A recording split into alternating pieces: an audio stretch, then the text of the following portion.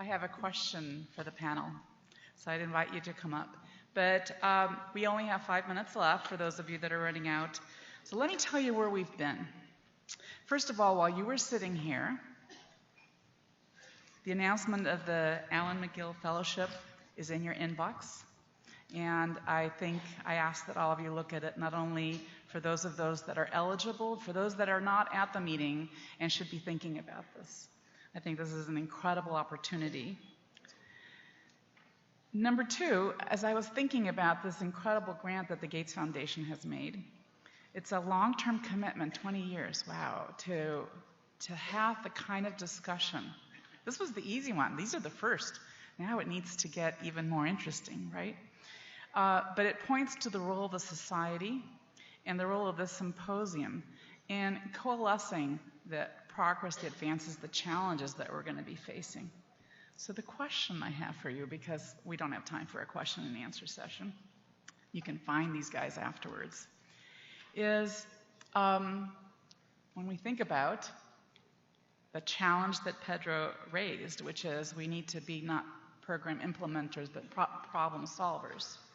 I would like each of you to identify one problem that this group and their collaborators and the teams should be solving and be thinking about the next year. I'm going to start with Bruno.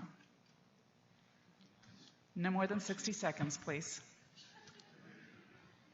Okay.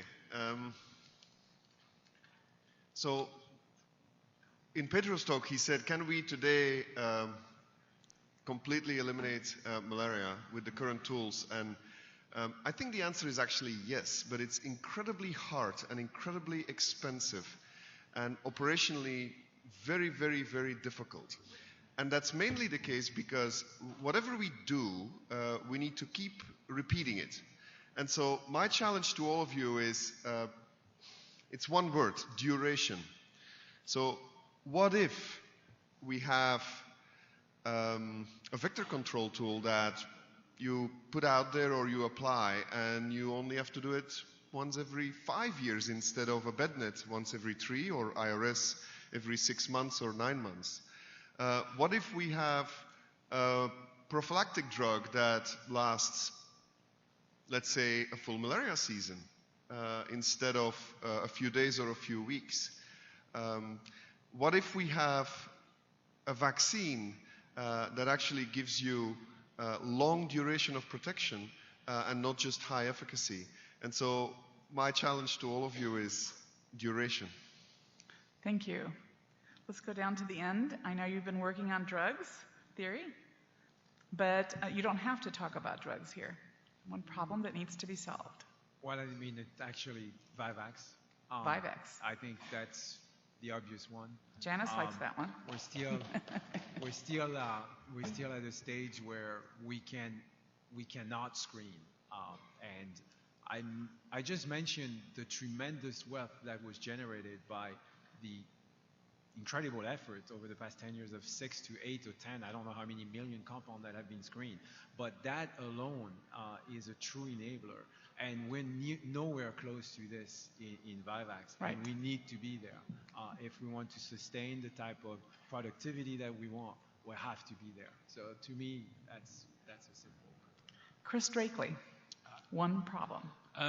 Yeah, I suspect that nearly 90% of the people in this room have contributed to the literature about asymptomatic or sub-patent carriage, and if we see another iceberg, we might drink ourselves to the grave. The question is how much do those low density infections matter for transmission? Pedro talked about the fact that we have eliminated in a number of different settings without specifically targeting those individuals, and it's a much better attempt to try and understand where and in what settings and what malaria ecologies those asymptomatic carriers perpetuate transmission. Asymptomatic pool. Diane, there's one over here. Well, you know, Manoj is going to like this. I actually think that we need to revisit a vaccine.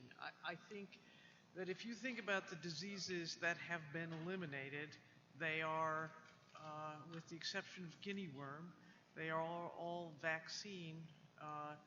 Vaccine is a key component. And although there's a challenge, this antigenic diversity represents a challenge, escape from the immune system represents a challenge, I think it's time to really take the same kind of generalized effort that we have with drugs to identify vaccines and instead of focusing on a small number of targets that have been with us for half a century or close to it, let's try to get some new molecules and really test the envelope on the feasibility of a vaccine, because it has the advantage of duration.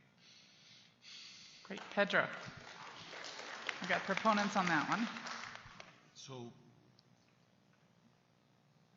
endorsing all the comments that have been made by the previous speakers and moving perhaps outside the field of strictly sensu stricto. I think you need to get closer to the microphone. Moving beyond the research field by and large, malaria is not eliminated anywhere without real ownership by the country. So unless we understand what are the determinants whereby a country, a government, a society takes real ownership of the problem and they decide that they want to eliminate malaria and they put the resources or a very significant proportion of the resources that are needed, malaria does not get eliminated anywhere, irrespective of what any of us could actually do. So understanding better and working towards supporting the countries and the determinants that make that country take ownership of their own problem, I think will be critical moving forward. Chris. You're sitting there. Integration. You know, it doesn't escape me that this panel up here is all people who work in the US, Europe, or Singapore. And that's partly because the focus of this first symposium was more on the upstream research, new tool side of things. And, next time we're likely to be more downstream kind of boots on the ground folks. But, the program people, the researchers, the advocacy folks do tend to operate in our own worlds and speak our own languages. And for this to really succeed, we're really going to have to understand each other, communicate with each other, make sure that the tools we're developing are actually the ones that are needed and can be taken up by the people at the other end of the spectrum. So integration. So there you have it. And the reason I did that is because there's two things you can do. One is actually fun, and you're trained to do that. You're scientists, which is answer the question. But the other one that goes with it is to know what question to ask. And that comes both from the science and both from the field, and interaction and is critical to driving and engaging that next generation. We've had quite a road trip.